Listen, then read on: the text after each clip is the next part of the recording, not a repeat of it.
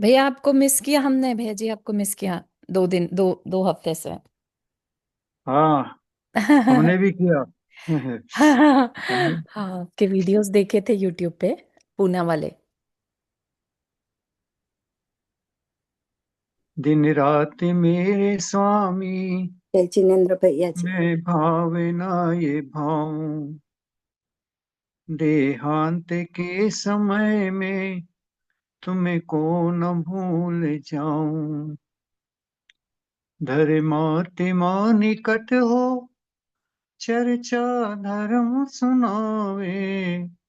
वे सावधान रखे, गाफिल न होने पाऊं। दिन रात मेरे स्वामी, मैं भावे नाई भाऊं। इसी संदर्भ को लेकर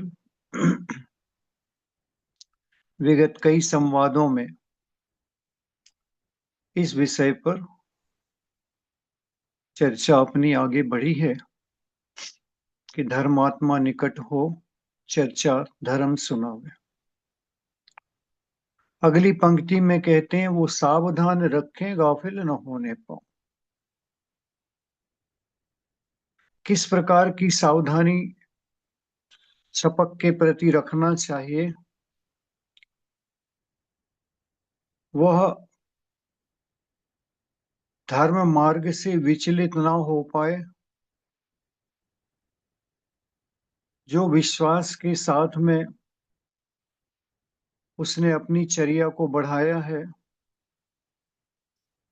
उस विश्वास में कोई कमी ना आने पाए। उसका हौसला निरंतर बढ़ता रहे, छपक का उत्साह निरंतर वृद्धि को प्राप्त होता रहे। वेदना, कष्ट आने पर भी उसे कैसे संभाला जाए कि वह विचलित ना हो, इस बात की कुछ चर्चा विशेष हम आपसे आज करेंगे।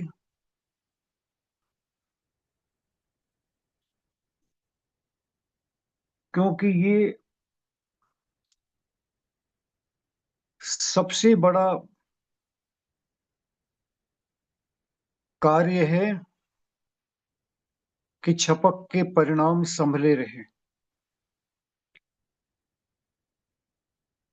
परिणाम बिगड़ने की पूरी आशंका रहती है,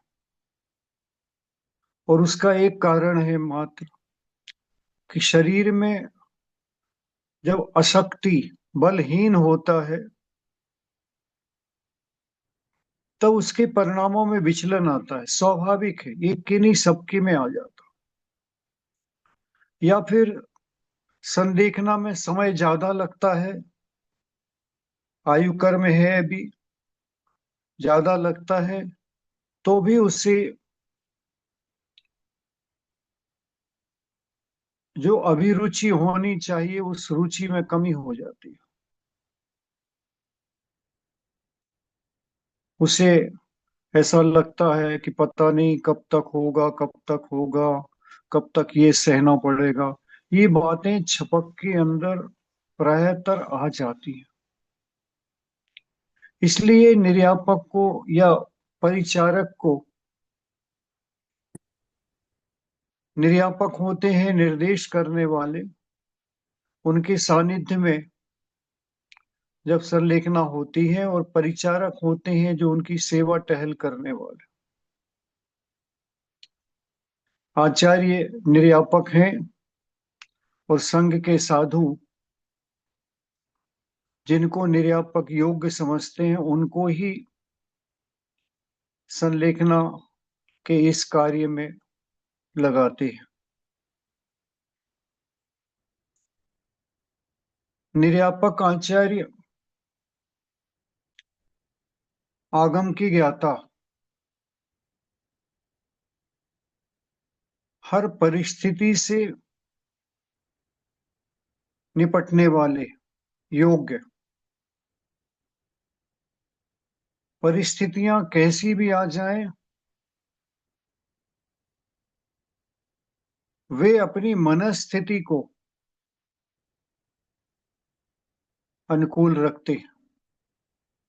एक बड़ा सूत्र है, अपने जीवन में भी बड़ा सूत्र है कि परिस्थितियां हमारे अनुकूल नहीं होंगी, ये जरूरी नहीं है। परिस्थितियां हमारे अनुकूल हों ये जरूरी नहीं है, लेकिन मनःस्थिति हमारे अनुकूल हमारे हाथ में। कितनी भी परिस्थिति कैसी भी आ जाए, माँ अपने बेटे का संरक्षण करती ही है, अपनी मनस्थिति को संभाल कर अपने बेटे का संरक्षण करती ही है। वैसे ही वे निर्यापकाचार परिस्थिति कैसी भी हो, छपक की, सहज हो, असहज हो, सामान्य हो, विशेषता में हो, कष्ट के सहित हो, परिणाम बिगड़ रहा हो, वेदना सही नहीं जा रही हो, नाना प्रकार की परिस्थितियां उत्पन्न हो सकती हैं, होती हैं। उन सब में निर्यापक आचार्य धैर्य रखते हुए और किस प्रकार मन स्थिति को रखते हैं, पूरे समय प्रसन्नता के साथ में छपक को संबोधन करते हैं, उसकी उपचार करते हैं, उसकी वैयावृत्ति स्वयं भी कर लेते, ताकि उसे ऐसा लगे कि ये भी एक सीख देने के लिए,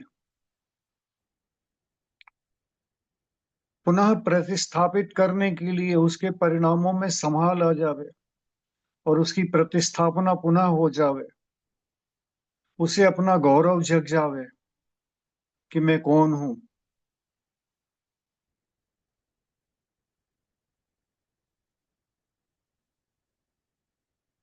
एक समाधि चल रही थी, बहुत पुरानी स्मृति आज हुई, आचार्य शांति सागर जी महाराज के समय,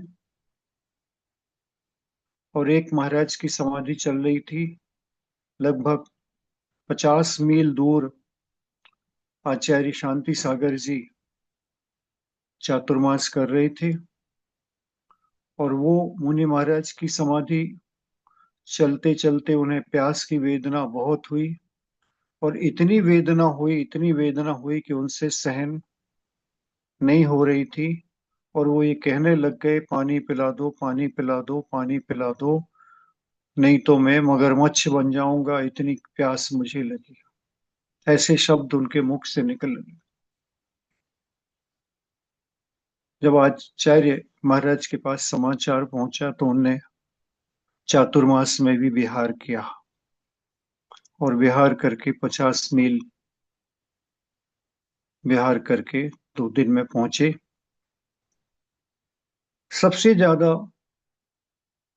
उन्होंने जो बड़ा कार्य किया, सबसे पहले पहुंचकर उन छपक मुनि महाराज को जाकर नमोस्तु निवेदन किया। आचार्य महाराज ने नमोस्तु किया।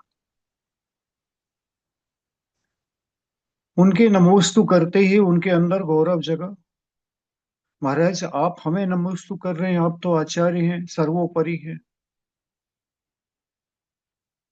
महाराज ने उत्तर दिया, अरे आचार्य पद भी छोटा है छपक राज के सामने। जो छपक राज अपनी संलेखना करने को तत्पर है, उससे बड़ा जिनागम में दूसरा कोई पद नहीं है। आचार्य भी अपनी संलेखना कर पावे न कर पावे, ये उनके भाग्य हो सकते हैं, लेकिन जिस छपक राज को ये सौभाग्य मिला, उससे बड़ा तो कोई जिनागम में पद है नहीं, उससे बड़ा कोई श्रेष्ठ मुनि महाराज है नहीं।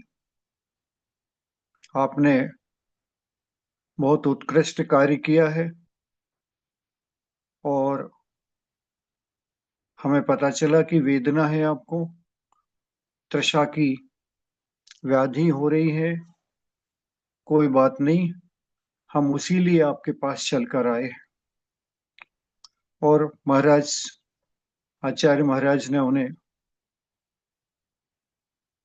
विश्वास में लेकर उनके गौरव को जगाया और 1 घंटे महाराज ने उनको उपदेश दिया। कितने बार पानी में रहकर ही मगरमच्छ बने हैं, फिर भी प्यास शांत नहीं हुई। कितने बार जलकाय जीव बने हैं, जल में ही उत्पन्न हुए हैं, नाना प्रकार की योनि जल में पाई है, और उसके बाद भी प्यास शांत नहीं हुई। और ऐसा कहकर 1 घंटे तक उन्हें संबोधन किया और उसके बाद में कहा, मैं इसलिए आया हूं कि आपको यहाँ पर वेदना है, उस वेदना को हम शांत करेंगे। आप शुद्धि करवाएं, हम शुद्धि करवा रहे हैं। आपको जल यहीं पर देंगे, यहीं पर श्रावक आएंगे, पड़गान करके आपको जल देंगे, और जल के अलावा भी कुछ आपको लेना होगा तो वो भी हम दिलाएंगे। अपने सामने आहार कराएंगे, आप चिंता मत करें और आप विकल्प नहीं करें, आकुलता मत करें। आप जैसा आपको अनुकूल होगा वैसा ही करेंगे। और उसका परिणाम ये हुआ कि वो महाराज चरणों में गिरी। महाराज, अब कोई आवश्यकता नहीं है, आपने अमृत पिला दिया है, और उस अमृत को पीने के बाद में अब जल पीने की कोई इच्छा शेष नहीं रही। और उनका स्थितिकरण हुआ। उस स्थितिकरण के बाद में उनके बाकी बचे जितने भी दिन थे, उन्होंने बहुत अपने स्वरूप को समझकर और उत्कृष्ट से उत्कृष्ट समाधि करने का प्रयास किया। तो ये इस प्रकार होता है, हो सकता है। शरीर है, शरीर की वेदना कभी सही जाती, कभी नहीं सही जाती। शरीर के कष्ट परिशह कभी सहन में आती हैं, कभी नहीं आती। इसलिए धर्मात्मा का रहना वहां पर अनिवार्य है, जो उसे उसकी नब्ज पकड़कर उसके अनुकूल वातावरण दे दें और उसके अनुसार उन्हें चर्या कर। इसमें परिचारक के भी बहुत सी गुण होना चाहिए, जिन गुणों की चर्चा आज अपन कर रहे हैं, क्योंकि आप सबको परिचारक बनाना, हमें परिचारक भी बनाना है। और उसी परिचारकत्व में आपके सामने जो संलेखनाएं कुछ होंगी, एक आध दो संलेखना, 4 संलेखनाओं में आप परिचर्या कर दोगे तो आपके अंदर का भी साहस जग जाएगा और आपको भी अपनी संलेखना करने का सौभाग्य अवश्य प्राप्त होगा। इसमें कोई शंका की बात। तो परिचारक कैसा हो?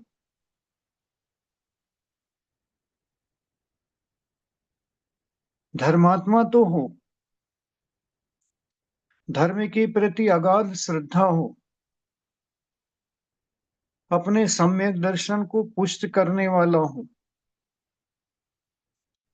हर परिस्थिति से जूझने वाला हो, आगम का इस विषय के संबंध में आगम का ज्ञाता हो, और इसके लिए उसे भगवती आराधना और मरण कंडिका अधिक का स्वाध्याय कर लेना चाहिए एक बार। क्योंकि वैयावृत्ति आदि के, क्षमा गुण आदि के जो प्रकरण निर्यापक के और परिचारक के गुणों की चर्चा जो आगम में आई है, उन गुणों के अनुसार उसे उतना ज्ञान अवश्य होगा। वो ज्ञान आने के बाद में जब प्रैक्टिकल सामने आएगा तो उस ज्ञान का उपयोग भी होगा। प्रैक्टिकल करते समय परिस्थितियां जैसी आएंगी, उस परिस्थितियों के अनुसार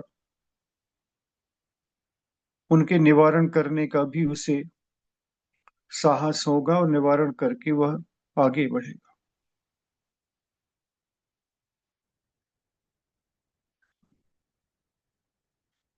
कुछ बिंदुओं पर, कुछ गुणों पर हम चर्चा आपसे करते हैं। वो गुण परिचारक में होना ही चाहिए, क्योंकि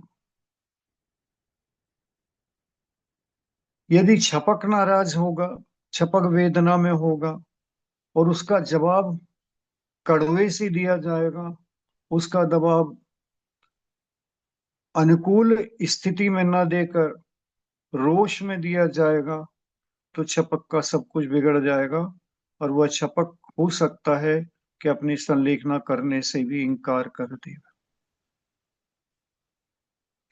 इसलिए कहा जाता है सबसे पहला गुण है सहनशीलता होगा, सहिष्णु हो गए, कड़वे शब्द कड़वे वचन को भी पीने वाला होगा। छपक राज अपनी वेदना के समय आचार्य को भी या परिचारक को भी कुछ भी कह सकते हैं,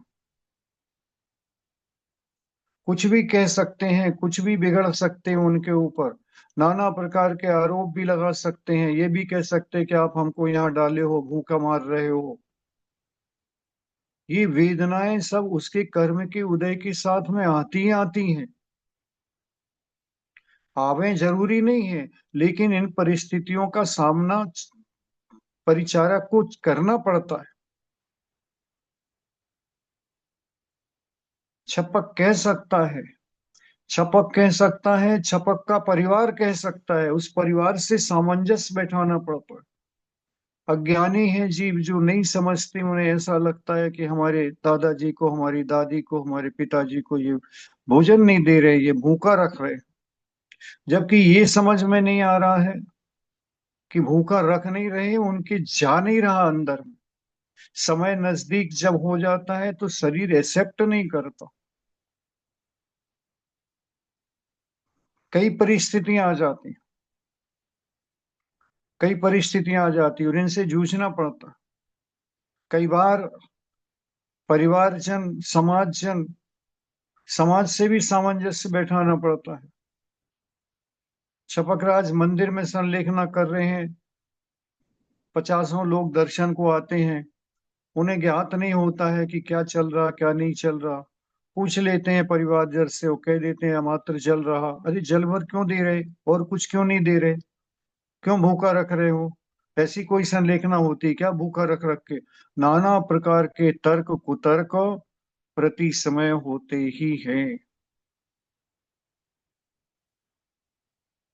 और इन सब से जूझना पड़ता है। इसलिए परिचारक को सबसे पहले बड़ा सहनशील होना चाहिए, हर प्रश्न का उत्तर बड़ी विनम्रता से देना चाहिए, समझ कर देना चाहिए। जिस प्रकार का प्रश्न हो, जिस प्रकार की शंका बने, उसी प्रकार का समाधान चाहिए, लेकिन समाधान में रोष नहीं चाहिए। उदाहरण के लिए देते, एक समाधि के समय हमसे कहा गया कि उनको भूख लगी है और आप दे नहीं रहे हो। हमने कहा बात आपकी सही है, उनको तो भूख लगी है, क्योंकि संसारी जीव अनादि का भूखा है। लेकिन क्या करें, हमारी क्षमता नहीं हो पा रही, हम खिलाने की कोशिश करते हैं, वो खाते नहीं है। कल ऐसा करना, आप 16 पहनकर आहार के समय पर आपको उपस्थित रहना है, और आप क्या खिलाना चाहते हैं वो तैयार करके लाएंगे और अपने हाथ से खिलाएंगे। आपके साथ हम भी होंगे, हम भी आपकी अनुमोदना करेंगे, आप खिलाएंगे, हम भी खिला लेंगे थोड़ा सा। नहीं नहीं, वो तो हमसे क्या खाएंगे, आप ही खिलाएं। हमने कहा नहीं, आप एक बार आ जाओ आहार के समय पर, और कोशिश करके हम दोनों, आप मिलकर उन्हें कोशिश करके खिलाने का प्रयास करेंगे। मैं प्रयास कर रहा हूं, लेकिन वो हमसे ले नहीं पा रहे, शायद आपसे ले पाए। ऐसा करके जब उन्हें संतुष्ट किया जाता है, दूसरे दिन नहीं आए, आए नहीं। आहार के समय उन्हें बुलाया, मैंने कहा "ये आप आ जाओ, खड़े हो जाओ, देखो, देखने में कोई बुराई नहीं, नहीं देना तो कोई बात नहीं।" और उन्होंने देख लिया कि हमने हर प्रयास करने के बाद में घूंट घूंट पानी बड़ी मुश्किल से जा रहा है, तब उन्हें समझ में आया। और जब उन्हें समझ में आ जाता तो वो चार को और समझा लेते। ये परिस्थितियां आएंगी, आती ही हैं। इनसे जूझना पड़ता है, परिजनों को भी और समाजजनों को भी संतुष्ट करना पड़ता है। इसलिए अज्ञानी जीवों के कड़वे प्रश्नों को सहना पड़ता है, और उस सहन के साथ में समता रखनी पड़ती है, सहनशीलता रखनी पड़ती है। उसमें यदि हम कड़वा जवाब देंगे तो उसका कमरे के बाहर रिएक्शन होगा, और नाना प्रकार से बातें करके, और छपक राज के मन को भी क्लेश हो सकता है। इसलिए उनको किसी प्रकार का क्लेश ना हो, किसी प्रकार की बाधा ना हो, सबको संतुष्टि हो, इस बात को ध्यान में रखते हुए सहिष्णु बनना बहुत अनिवार्य है। ये गुण होना बहुत प्रारंभिक है।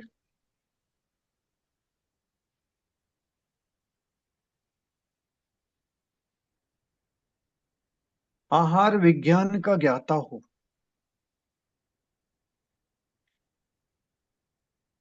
अब इस छपक राज के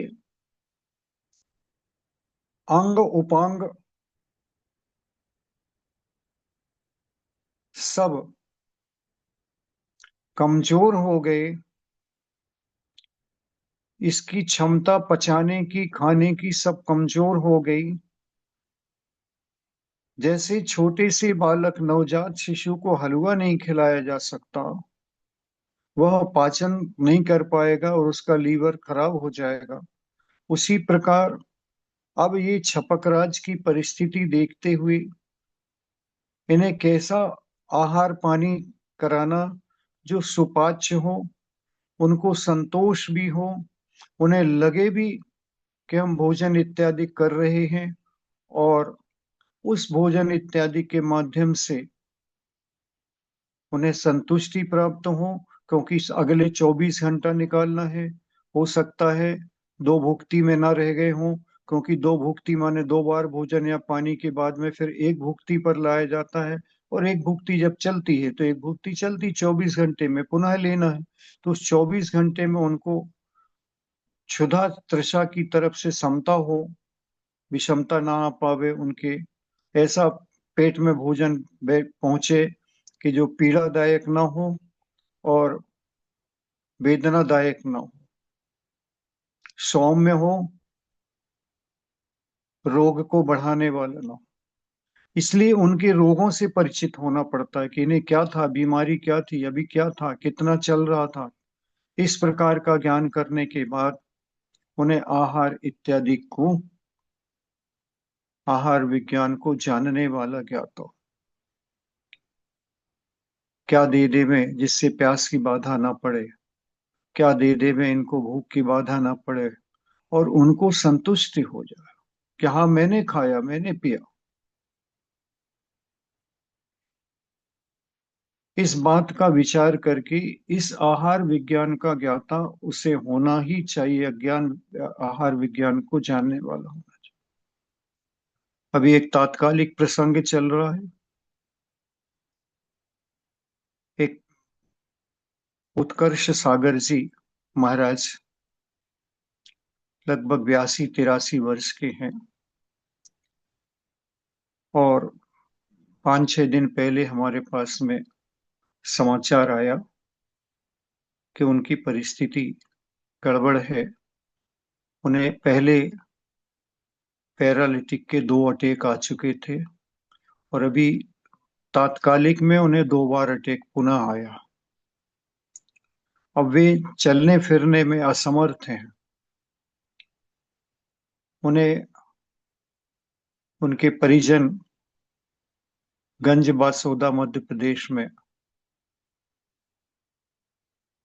संत निवास में रखे हुए हैं, और वो परिचर्या उनकी करा रहे।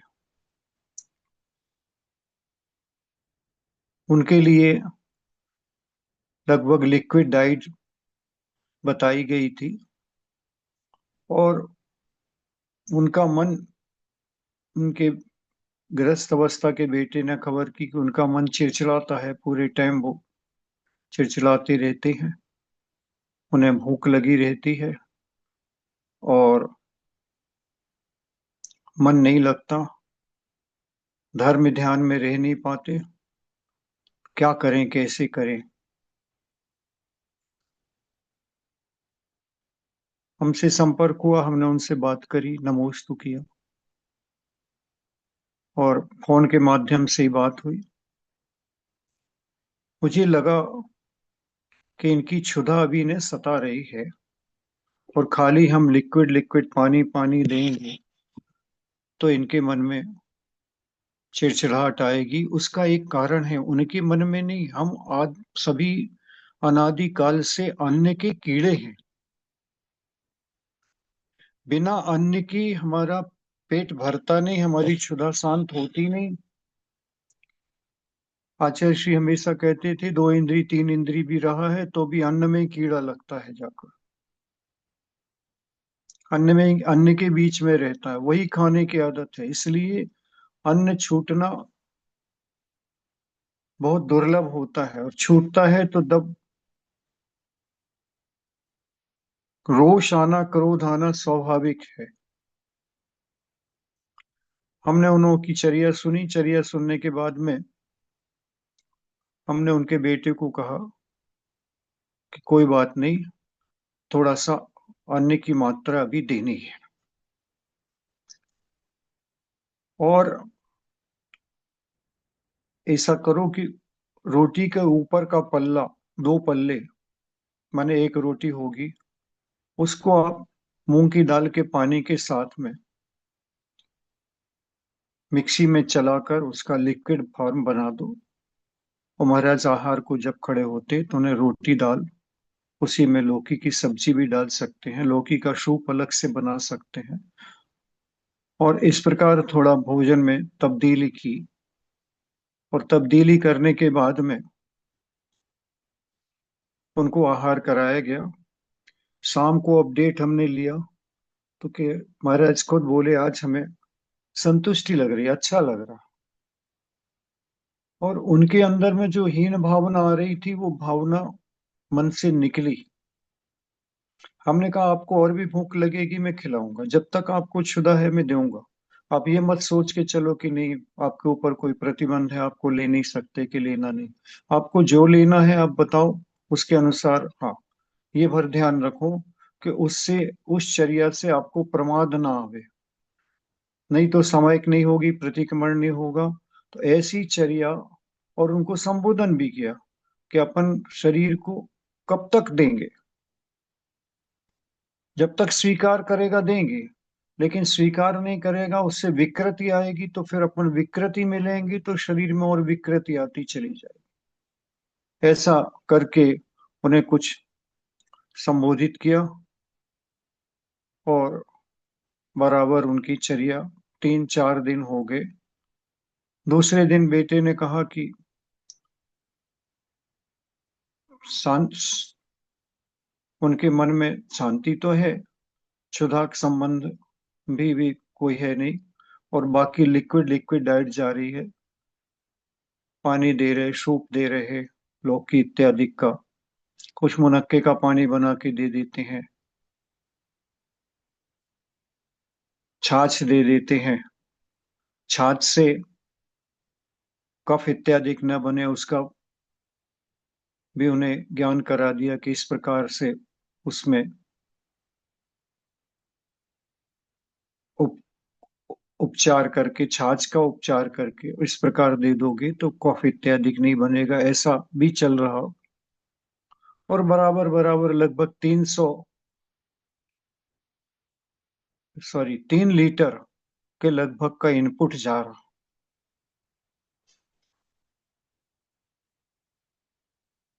दूसरे दिन बेटे ने कहा कि थोड़ा सा संबोधन करेंगे जिससे वो अपने गौरव को जगा सके। उन्हें काफी संबोधित किया मैंने, 2 दिन किया और आज 4-5 दिन के अंदर उनकी परिस्थिति बहुत सहज सामान्य है। न वेदना है, न चिड़चिड़ाहट है। कल बेटे ने शाम को खबर की थी कि आज दिन भर में कोई बातचीत उन्होंने नहीं की, बहुत शांति से लेटे रहे। और शांति से अपनी माला इत्यादि करते रहे, लेकिन कोई वाद नहीं, कोई प्रतिवाद नहीं, कोई चर्चा नहीं। बहुत शाम को हमारी अपडेट लेने के बाद में मुझे लगा कि अब ये सहजता में आ गए हैं और आ जाएंगे, और अब इनको धीरे धीरे धीरे धीरे 2 4 8 दिन के अंदर अब धीरे से अन्न छुड़ाएंगे तो विकृति नहीं होगी, और दिनों दिन इनको सहज लगेगा, विशुद्धि बढ़ेगी, और ये अब आगे बढ़ते हुए चले जाएंगे। उनको संबोधन करते हुए मैंने पूछा, देखो अपने पास दो विकल्प हैं, या तो अपन व्रतों को सुरक्षित रखते हुए मुनि पद को छोड़ सकते हैं, और या फिर परिस्थितियों के अनुसार अपनी मनस्थिति बना सकते।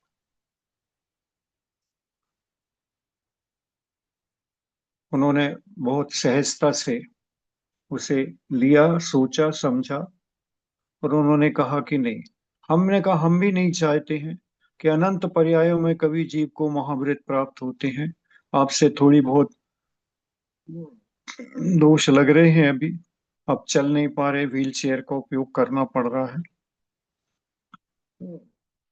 और सहारा लेकर 2 लोग 3 लोग आपको पकड़ते हैं तब आप आहार कर पाते हैं। ये थोड़ी चर्या अपनी शिथिल हो रही है, लेकिन ऐसा दोष भी नहीं लग रहा कि हम बड़ा दोष लगा रहे हैं। आप चिंता नहीं करो, ये भी ठीक हो जाएगा। अगर आपका भाव है कि नहीं हमें करना है, आगे बढ़ना है, और मुझे तो अच्छी संलेखना करनी है, तो हम आपके साथ हैं। क्योंकि मैंने भी सोचा बहुत दुर्लभ, बहुत पुण्य जगता है जब इस प्रकार की दीक्षा लेने का भाव होकर चल रहा है।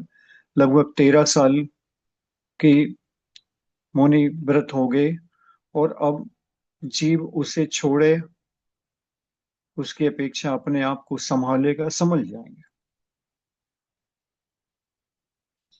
और कोई ऐसे बड़े दोष नहीं लग रहे जिसमें चर्या बिगड़ रही हो, लेकिन वृद्धावस्था और रोग के कारण जो शिथिलता आ रही है, बस उतनी मात्र है।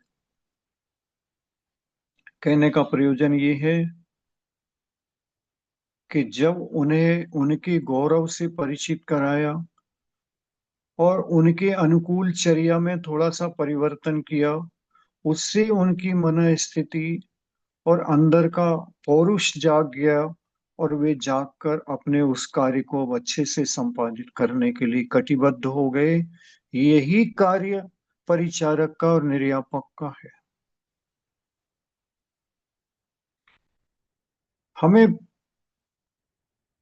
उनके अंदर की शक्ति जगाना है।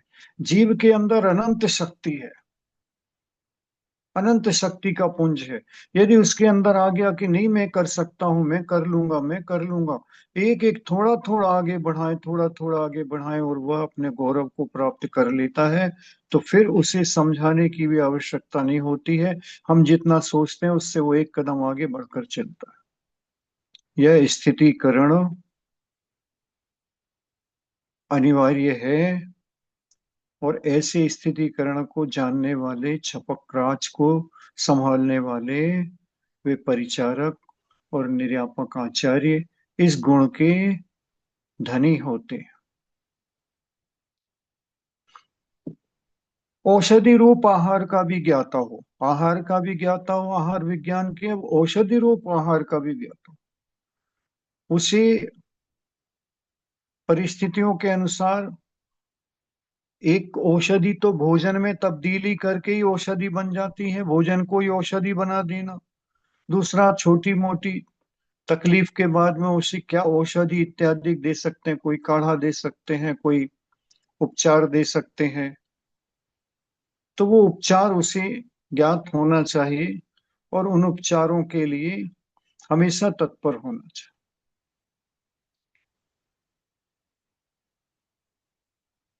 हर छपक की हर बात को सकारात्मकता से स्वीकार करना पड़ता,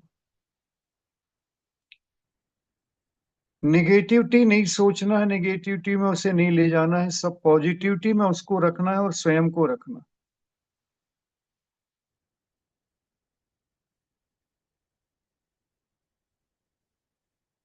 आचार्य श्री ने एक सूत्र दिया था कि छपकराज कभी भी कोई बात कहे, कुछ भी मांगे, कुछ भी करने के लिए कहे, उसको सबसे पहले हाँ बोलो, ना नहीं बोलो। भले वो चांद तारे तोड़ कर लाने के लिए कहे तो भी उसको हाँ बोलो। आप उसको उस समय ना बोलेंगे तो उसको क्रोध जगेगा, मुझे ना ही करते हैं, ऐसा कैसे करते हैं। इसलिए आप कह रहे हो वह ठीक है, अभी हम इसकी व्यवस्था करते हैं, आपका हो जाएगा। क्या चाहिए आपको? ये, हाँ ये जरूर हो जाएगा, आप चिंता मत करो। अभी तो अपना समय ध्यान का है, समय का है, प्रतिक्रमण का है, ये कर ले, फिर हम आपकी व्यवस्था करते हैं। उसे कुशलता से, अपनी चतुराई से, अपने विनम्र भावों से, बिना रोष उत्पन्न हुए उसे ये सारा कार्य देना है, उसे संभालना है। इसलिए पहले उसे हाँ कहें, फिर धीरे धीरे परिस्थिति ऐसी हो जाए कि जब योग्य समय देखें तो उसे संबोधन करके, समझा करके, तुम ये कह तो रहे हो, लेकिन बताओ, इतने 99% गुणों को प्राप्त करने वाले एक दुर्गुण को पालोगे क्या? कैसे संभव है? ये बात कैसे संभव है? आप भी जानते हो, आप महाव्रतों को धारण करने वाले, व्रतों को धारण करने वाले हो। इतना दोष लगाएंगे अपन तो कैसे चलेगा? ऐसा करके धीरे से अकेले मुंह से समझाना पड़ता। चार लोगों के बीच में नहीं समझा सकते। उसे लगता है मुझे मेरा हीनता महसूस होगी, और उसे लगता है कि मेरी निंदा कर रहे हैं, चार जनों के बीच में मजाक उड़ा रहे हैं। इसलिए उसे अकेले में चुपचाप धीरे, अभी विचार करो, यहाँ कोई नहीं है, मैं चुपचाप तुमसे कहता हूँ, ऐसे ऐसे करोगे तो चार लोगों के बीच में इसका क्या असर पड़ेगा, ऐसा कह के उसे पुनर्स्थापित करने का परिणाम करना पड़ता।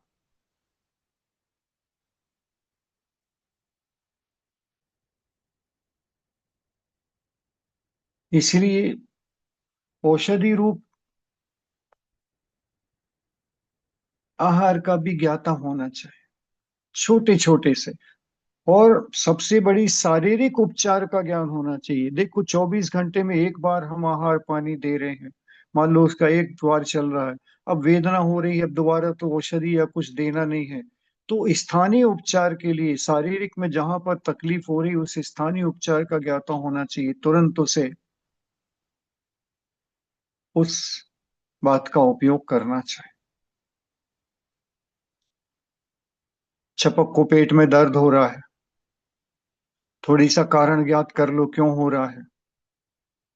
मल रुक रहा है, तो मल निकसित हो जाए ऐसा उपचार तुरंत करें पेट के ऊपर। अरंडी इत्यादि का तेल लगाकर उसे उपचार से, या जरूरत पड़ जाए तो पानी की सिकाई कर सकते हैं, जरूरत पड़ जाए तो सूखी सिकाई कर सकते हैं, मिट्टी की सिकाई कर सकते हैं, ईंटे की सिकाई कर सकते हैं, कोई लेप लगा सकते हैं। अलग अलग तरह के लेप हैं जो लगा सकते हैं। कभी किसी की लघु शंका रुक जाती है जिसके कारण दर्द हो रहा है, तो उसे घरेलू उपचार दे सकते हैं। कुछ नहीं करना आपको, 1 चम्मच, 1.5 चम्मच, 2 चम्मच सोडा बाइकार्ब खाने का सोडा रखा रहता है, उसको डालिए आधा गिलास पानी में, प्रासुक जल में। उसके अंदर एक नेपकिन गीली करके और उसके पेट के ऊपर रख दीजिए, पेट से नीचे, नाभि से थोड़ा और नीचे। आधा घंटे रखी रहने दीजिए, उसकी लघु शंका उतर जाएगी। कैथरेट की भी जरूरत नहीं पड़ेगी, तुरंत उतरेगी।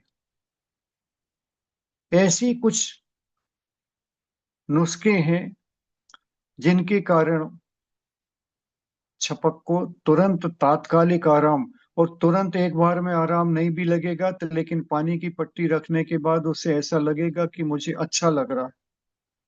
एक बार में नहीं हुआ, उसको कहते हैं अभी आधा 1 घंटे बाद एक बार फिर आपको कर देते हैं, आप घबराओ नहीं, सब हो जाएगा, ठीक हो जाएगा। उसे वचनों से मरहम लगाना बहुत अनिवार्य है। आपके वचन उसके लिए औषधि होनी चाहिए।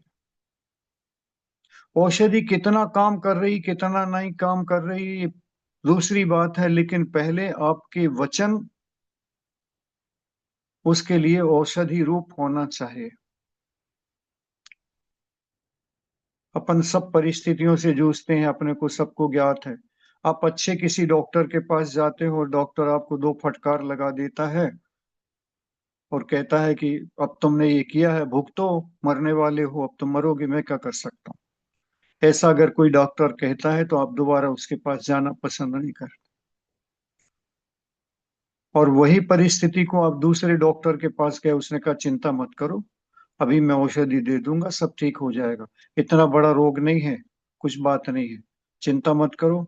और वह आपको उस प्रेम से बोलकर, वो सारे आपके अंदर के, देखो औषधि भी पेट में जाकर क्या करती है, औषधि भी हमारे पेट में जाकर वो जो तंतु शरीर के निष्क्रिय हो रहे हैं उनको सक्रिय करती है। वे ही परमाणु शरीर के सक्रिय होते हैं, काम तो उन्हीं को करना है, दवाई मात्र जाकर उनको सक्रिय करती है।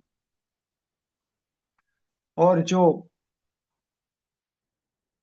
खरपतवार उग गई है ना, या कुछ ऐसा हो गया, उनको नष्ट कर देती। जैसे अपन खेती करने वाला जो है ना, खेती करने में खाद पानी देने के बाद में उसको प्रति समय ये देखना पड़ता है, हर चेक करता रहता है वो 10 दिन से 8 दिन से, कि आजू बाजू में जो फालतू बेफालतू पौधे उग गए हैं उनको कट करना है, उनको निकालना है, नहीं तो जो खाद पानी दिया जा रहा है वो ये सब इसी यही पौधे पी जाएंगे, खा जाएंगे, तो फसल नहीं बढ़ेगी और इनको उखाड़ देगा। तो इसी प्रकार दवाई जाकर जो शरीर में निगेटिविटी आ रही, जो ऐसे अवयव उत्पन्न हो रहे हैं उनको समाप्त कर देता है। तो जो कुछ हम भोजन पानी कर रहे हैं उससे हमारा शरीर पुष्ट होता चला जाता है, यही विधि है। और इस प्रकार उस शपकराज को मानसिक दवाई, वाचनिक दवाई सबसे पहले करनी, वचनों के द्वारा उसके मन को प्रसन्न करना है। वचनों की बड़ी औषधि उसे देना है।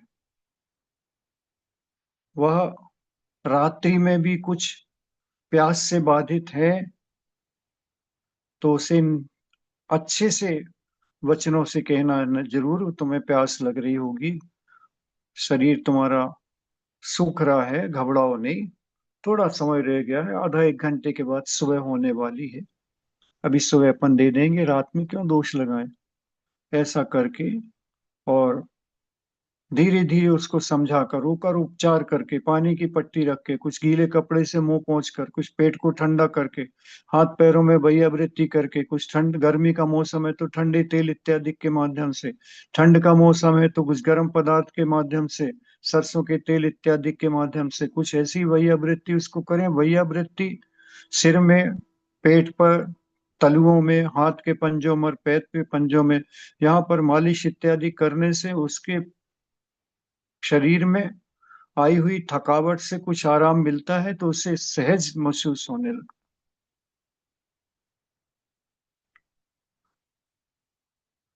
उसे कड़वे शब्द नहीं बोले, उसे ऐसे शब्द नहीं बोले, चुभने वाले शब्द नहीं बोले, उसकी कमी को याद नहीं दिलाएं, बल्कि उसे हमेशा इस प्रकार की शब्द उसके लिए हों कि नहीं, तुमने इतना श्रेष्ठ कार्य किया है जो आज तक तुमने किया नहीं, और अच्छे अच्छे बड़े योद्धा भी नहीं कर पाते, वो तुमने कम करने के, उसके अंदर का गौरव जगना चाहिए, उसके अंदर की शक्ति प्रस्फुटित होनी चाहिए। वह अपने आप को कमजोर महसूस न करे, वह अपने आप को बलशाली महसूस करे, और उसे लगे कि मैंने कुछ ऐसा काम किया है।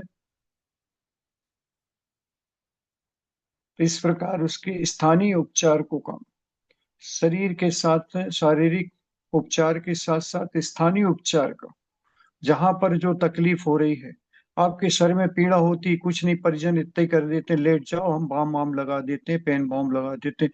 पेन बाम भले कुछ काम ना करें, लेकिन आपके हाथ का स्पर्श लेके उसे, शरीर का जो आपने नेह से, प्रेम से उसके प्रति पॉजिटिविटी रखकर जो आपने हाथ फेरा है, उसी हाथ से उसका दर्द कम भले ना हो, लेकिन मन में जरूर कम हुआ है। शरीर में तो पीड़ा अभी भी बनी है, लेकिन मन में से उसके निकल गया। उसे लग रहा कि मुझे अच्छा लग रहा, अब मेरा अच्छा हो जाएगा। इसलिए स्थानीय उपचार, 24 घंटे में एक बार भोजन पानी देना है, तो स्थानीय उपचार ही ऊपरी उपचार ही उसके लिए सबसे ज्यादा कारगर होता है। और उस उपचार को करना ही है, और उसका ज्ञाता परिचारक को होना चाहिए। भैया जी, जी। आपने काफी अच्छी जानकारी हमें दी यहाँ पे। यहाँ पर जो द्रौपदी अम्मा जी हैं, देखो अभी यहाँ पर वैसे तो कोई प्रति नहीं है यहाँ पर, या जो सब लेखनाधारी हो, है ना, समाधि के निकट हो हाँ थोड़ा। हाँ लेकिन हाँ। द्रौपदी अम्मा जी हैं जो हमारे सामने उदाहरण है और सबसे निकट हैं। तो हम ये चाह रहे हैं कि आप मतलब वो ओल्ड होने के कारण टेक्नोलॉजी को उतना इस्तेमाल नहीं कर पाती। तो 10 मिनट हम्म। जब भी आप यहाँ पर हैं, उनका उनसे पूछ लें वो क्या चाह रही हैं, मतलब ताकि मतलब हम लोग तो शायद ही उनको कुछ हेल्प कर सके, लेकिन आप अगर पूछें तो वो अपना मन की बता सकती हैं, तो हमें हाँ भी ठीक है। सीखने को मिलेगा। हम्म। हाँ हाँ। अभी ज्वाइन किए हैं उन्होंने। हाँ हाँ हाँ, वो है, जॉइंट है यहाँ पर। हाँ। जी। वंदना, द्रौपदी अम्मा जी, वंदना आपको। अम्मा जी अनम्यूट करवा लीजिए अपने, वहां पर कोई हो तो। आप सुन रही हैं? तो सुन अपने रही होंगी, उन्हें मोबाइल अनम्यूट को, करना नहीं आता। कोई बात नहीं, लेकिन हम्म। फिर भी आपके मन में कोई विकल्प आता है, कोई शंका आती है, कोई प्रश्न आता है, तो आप जो है कर सकती हैं। अलग से भी लिख कर भेज सकती हैं, अलग समय में भी कोई प्रश्न कर सकती हैं। आपके अंदर में कोई शंकाएं उठती हैं तो निरंतर उसका समाधान मिलेगा। और हाँ, वो अपने ये को चाह रही शंका थी कि नहीं। उनको संबोधन मिलता रहे ना हर क्लास में, तो अच्छा है उनको। उनको हाँ इस ठीक समय है। मेंटली मेंटली सपोर्ट की जरूरत है। हाँ हाँ। शरीर से तो वो कर देखो। पा रही हैं। हम्म। हाँ हाँ। देखो, आपका पौरुष बहुत श्रेष्ठ है। परिस्थितियां उस देश में इतनी सहज नहीं है, लेकिन इसके बाद भी आपने हमारे कहने पर आपने वहां पर रहना स्वीकार किया है। और आप एक मिसाल के तौर पर, उदाहरण के तौर पर सबको प्रैक्टिकल करके ज्ञान देंगी। एक ज्ञान तो हम समझा समझा के दे रहे हैं, लेकिन आपका प्रैक्टिकल सबके लिए एक उदाहरण होगा। और सबके अंदर इस प्रकार की अंदर से भावना जगेगी इस कृत्य को करने की। इसलिए आप ऐसा महसूस न करें कि हम वहां पर अकेले हैं और हमें कोई दिक्कत हो रही है और उसका समाधान नहीं हो रहा। आपका समाधान पूरा पूरा होगा, जैसे आप हो, जिस परिस्थिति में हो। और जो तकलीफ पड़ती है, जो वेदना पड़ती है, या कोई परेशानी आती है, तो उसको मन में नहीं रखें, क्योंकि मन में रखने से वो और विकृत होगी। आप तुरंत हमारे पास लिख के भेज दें, या कुछ लिख कर रख लें, उसको सेशन में पढ़ दिया करें। या बिना सेशन के भी भैया को बोलें, वो हमारे पास में मैसेज भेज देंगे। हम उसका मैसेज का जवाब आपको मैसेज से भी दे सकते हैं, और चालू करके फोन आपको फोन लगाकर संबोधन कर सकते हैं। इसलिए अपने को आगे बढ़ना है, और आगे निरंतर बढ़ते हुए अपने को एक उद्देश्य को ध्यान रखना है। उद्देश्य क्या है मेरा? कि जैसे सम्यक दृष्टि होता है तो सम्यक ज्ञान उसके पास होता है। और सम्यक ज्ञानी वही है जो सम्यक चारित्र को धारण करता है।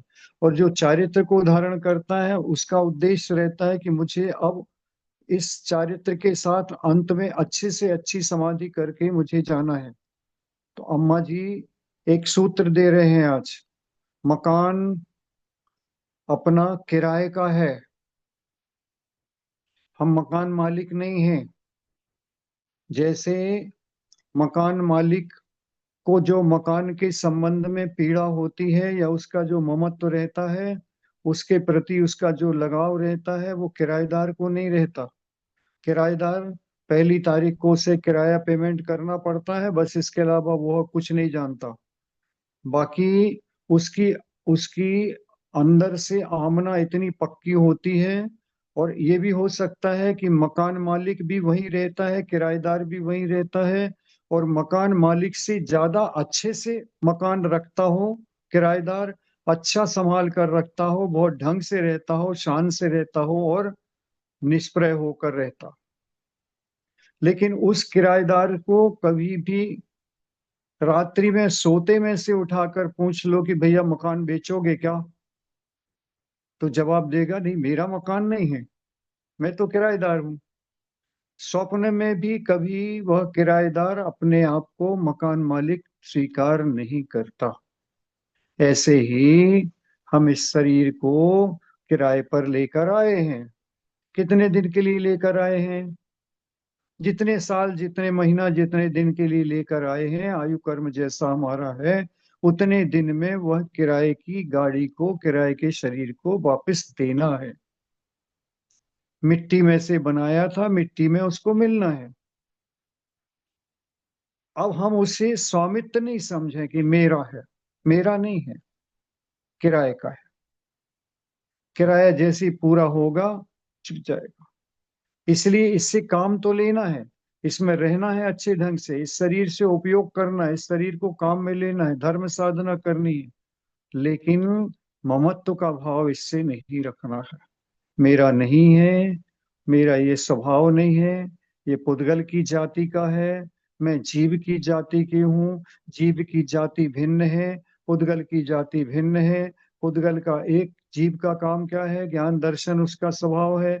पुद्गल का स्वभाव क्या है? सड़ना, गलना, बिछुड़ना, मिलना, छूटना, प्राप्त होना, यही उसके स्वभाव। कितना भी पोषेंगे, कितना भी पोषेंगे, कितना भी सुरक्षित रखेंगे, तिजोरी के अंदर, तिजोरी के अंदर, तिजोरी के अंदर भी रखेंगे, लेकिन वह विनाश को प्राप्त होगा ही। इसलिए उस शरीर से जितना काम हो सके उतना काम लेना है। उद्देश्य को सामने रखना है कि मुझे स्वप्न में भी अब कभी रोष ना आवे, मेरी कसाएं इतनी शांत हो जाएं, मेरा क्रोध, मेरा मान, मेरी माया, मेरा लोभ, किसी प्रकार का लोभ भी नहीं चाहिए। मुझे इससे देव पर्याय मिल जाएगी, ये भी लोभ नहीं चाहिए, वो तो स्वतः मिलेगी। उसका लोभ नहीं करना, उसकी वांछा नहीं करनी। मुझे तो वांछा ही करनी है। तो दुख खाओ, कम खाओ, बोहि लाओ, सोई गरणम, समाहि मरणम, जिन गुण संपत्ति होदु मच्छम। हे भगवान, मुझे बोधि की प्राप्ति हो, समाधि की प्राप्ति हो, मुझे आत्मा के निज गुण की प्राप्ति हो, सद्ज्ञान हो, सद्बुद्धि बनी रहे, सबके प्रति क्षमा का भाव रहे, सब जीवों से मैत्री रहे, जीव मात्र से मैत्री रहे। मित्रता, मित्रता बहुत बड़ी वस्तु है। और रोज नियम संलेखना करके अपन सोते ही हैं, रात्रि में सोने लगते हैं जब, उसी को नियम संलेखना कहते हैं कि हमारे चारों प्रकार के आहार का त्याग है। सुबह होगा तो हम देखेंगे, और नहीं होगा तो हमारे आजीवन का त्याग होगा। सब आरंभ को छोड़ो, सब परिग्रह को छोड़ो। और जितने लोग सुन रहे हैं सबको आज हम एक बात कहते हैं, बेड पहले भी कहा हो सकता है, छोटे से छोटे नए नए युवकों तक को इसमें, इस नियम को लेने में कोई परेशानी नहीं पड़ती। जब हम बेड के ऊपर आ जाएं ऊपर, तब बेड पर आने के बाद में चारों प्रकार के आहार का छोड़ दो। आपको नहीं सहन होता तो भी छोड़ दो, हम रास्ता बताते आपको। और उसके बाद में सब परिग्रह छोड़ दो। मेरे शरीर पर जो वस्त्र हैं, जो ओढ़ने बिछाने के वस्त्र हैं, इनके अलावा मेरा सब परिग्रह का आरंभ का सुबह तक के लिए, जब तक बेड पर हूं जब तक का त्याग है। सुबह तक के लिए नहीं, जब तक बेड पर हूं जब तक का त्याग है। किसी ने पूछा प्यास लगे, तो प्यास लगेगी रात को तो उठ जाना, पानी पी लेना, लेकिन बेड पर नहीं पीना। बेड से उतर कर नीचे पानी, पानी को दूर रखना, 6-8 फुट जाके लेटे लेटे ना उठाओ पियो। आपका नियम पलेगा। मैं बेड पर हूं, उससे क्या होगा, साइलेंट अटैक आ जाए, कभी कुछ हो जाए, कभी कुछ। वार का टाइम निरंतर रहता है, कुछ पता नहीं रहता क्या होता क्या नहीं होता। हम सुबह उठ पाएंगे बिस्तर से कि नहीं उठ पाएंगे, ये नियम से लेखना।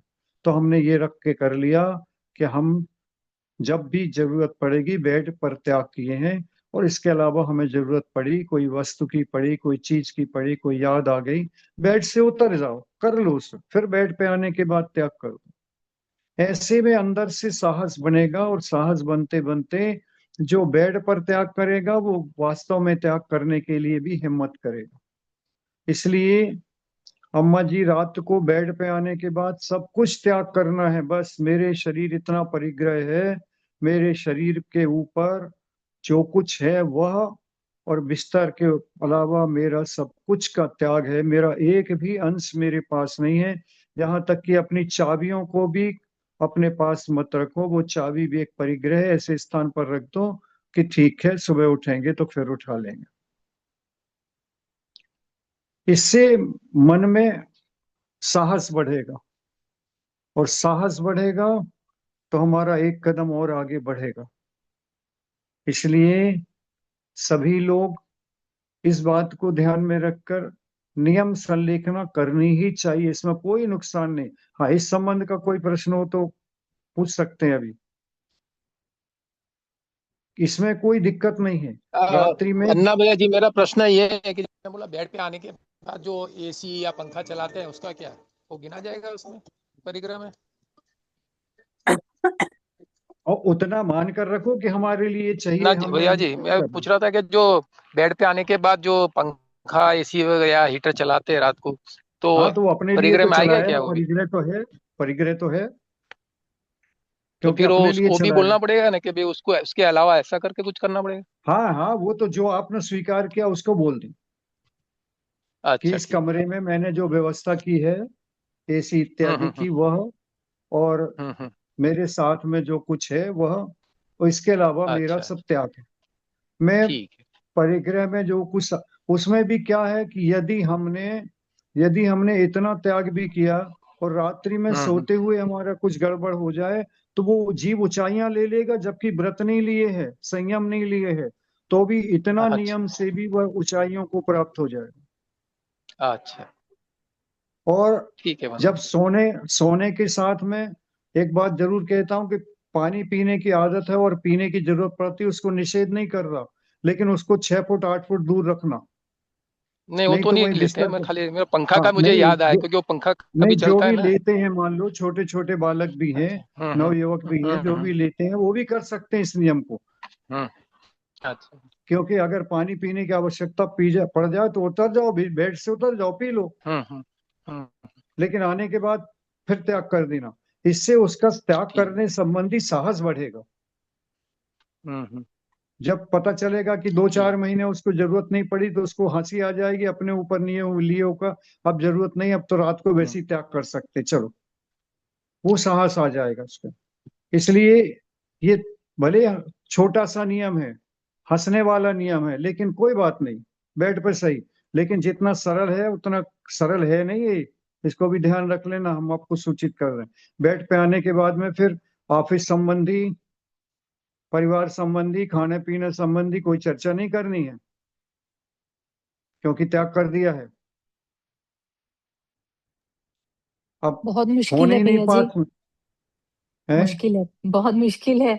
आदत, नहीं, मतलब अगर आदत मुश्किल नहीं डालने है, की बात है। अगर आदत मुश्किल नहीं नहीं है। है। विचार अगर इसको सुनो, विचार तो करना मुश्किल है। नहीं है, इसको अपन को करना है।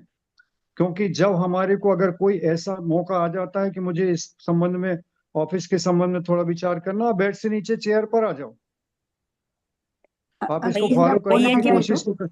भैया जी, मैं हैं? एक पूछना चाह रही हूँ। मैं रुक्मणी जैन बोल रही हूँ, वंदना भैया जी।